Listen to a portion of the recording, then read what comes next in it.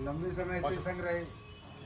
नमस्ते, मैं doctor Vipin Dwivedi, community health centre Indergarh. आज हमारे बीच एक ऐसी शख्सियत उपस्थित है जिनका नाम है ज्ञानचंद नामदेव जी। लगभग 38 से 40 सालों से ये हमारी संस्था पर वार्ड बॉय के रूप में अपनी काम कर रहे हैं और अपनी सेवाएं प्रदान कर रहे हैं। आज एक ऐसा अवसर आ गया कि इनकी 40 साल की सेवा के बाद इनका रिटायरमेंट हो रहा है, और जब इनका रिटायरमेंट हो रहा है तो हमने सोचा कि कुछ इनका एक्सपीरियंस शेयर करा जाए, इनसे बात करी जाए कि 40 साल का अनुभव कैसा रहा और क्या क्या इनको इश्यूज हुए या किस तरह का सफर रहा। बात करते हैं ज्ञानचंद नामदेव जी से।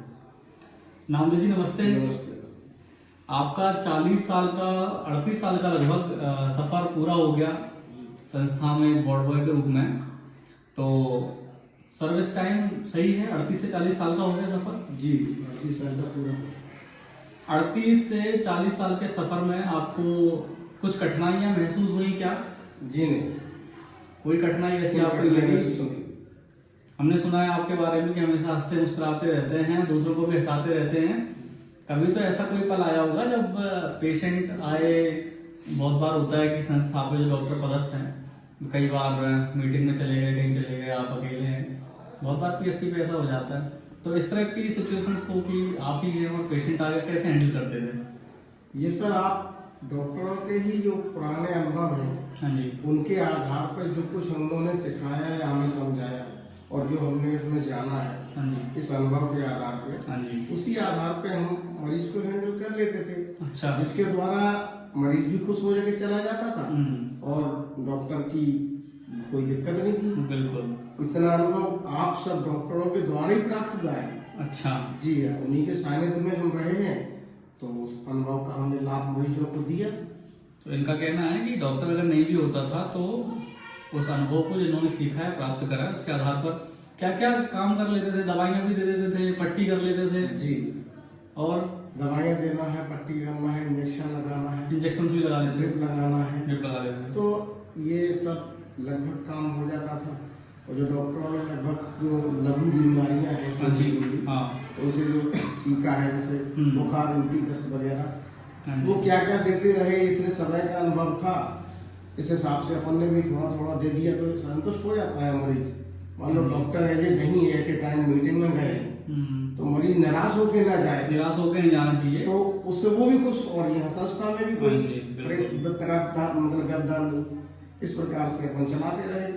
ये समय बहुत अच्छा निकला और सभी से व्यवहार कुशल कैसा रहे। कैसा अनुभव कर रहे हैं आज इतने सालों के बाद रिटायर हो रहे हैं? बहुत अच्छा अनुभव हो रहा है। अब क्योंकि जाने का समय सभी का आता है, भावुक पल भी है। उम्र है, भावुक पल ये है कि ये लगता है कि शायद न छोड़ा जाए। एक तरफ से सोचते हैं क्योंकि अभी लगता है कि कुछ और भी कर सकते हैं, इसलिए थोड़ा वैसा लगता है। और फिर ये भी सोचते हैं कि चलो बहुत सेवा हो गई है, शासन की उम्र हो गई है और शासन की इच्छा है, उस हिसाब से अपना रिटायरमेंट का टाइम नहीं है। ऐसा देखने से ऐसा बिल्कुल नहीं लग रहा है कि उम्र हो गई है और ऐसा कुछ सरकार तो हो गई है। जब अभी आपको जब आपका रिटायरमेंट सेलिब्रेट कर रहे थे हम लोग, तो ऐसा लग रहा था कि फिर से आप ज्वाइनिंग के लिए आ रहे हैं। इतने यंग और इतने हैंडसम अभी भी हैं आप, तो ऐसी कोई बात नहीं है। आगे की पारी को किस तरह से देखते हैं आप? रिटायरमेंट के बाद जो समय आप है, किस तरह से उसको व्यतीत करना चाहेंगे आगे? आगे की पारी के बारे में तो सिर्फ हम इतना कहना चाहेंगे कि जो भी कर्मचारी है या अधिकारी है, उन्हें अपने वर्क को पूरा अंजाम देना चाहिए और वो भी खुशी। अच्छा, अंजाम तो सभी दे रहे हैं, मगर खुशी अंजाम देना चाहिए ताकि सामने वाले को आपके द्वारा बिल्कुल जो है संतोषजनक बात हो। शब्द भी देना है तो संतोषजनक होना चाहिए। दवाइयाँ देना है तो वो तो है ही, आप देंगे, मगर हम शब्द भी बोलते हैं तो उन्हें सामने वाले के चेहरे पर मुस्कुराहट आना अनिवार्य है, तब तो ठीक है। रिटायरमेंट के बाद का वक्त आप किस प्रकार से गुजारना चाहेंगे? अपने परिवार के साथ, या घूमते फिरते हुए, या फिर किसी काम को और दूसरा काम देखना चाहेंगे? किस प्रकार से देखते हैं आगे के वक्त को आप? आगे का वक्त इसलिए किसी काम को नहीं देखेंगे हम। अच्छा, क्योंकि लड़कियां हैं केवल 2 हमें, तो एक सीमित हमारा दायरा है, तो जो कुछ भी शासन के द्वारा हमें प्राप्त किया उनमें हम अपने परिवार का पूरा निर्वहन कर चुके हैं और अपने दायित्व से भी फ्री हो गए हैं।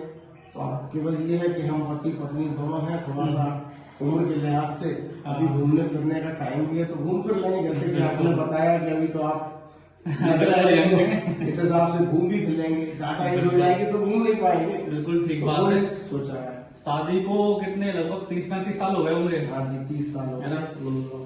तो सही है, अब तो घर पे भी वक्त देना चाहिए ज्यादा। हाँ जी, घूमने फिरने में ज्यादा वक्त व्यतीत करना चाहिए। और देश में 28 राज्य 29 राज्य है, इतना सारा पड़ा हुआ है सही है। और अब ये वक्त है घूमने का, तीर्थ यात्राओं का। जी, आपके आगे के सफर के लिए बहुत बहुत शुभकामनाएं आपको रामदेव जी।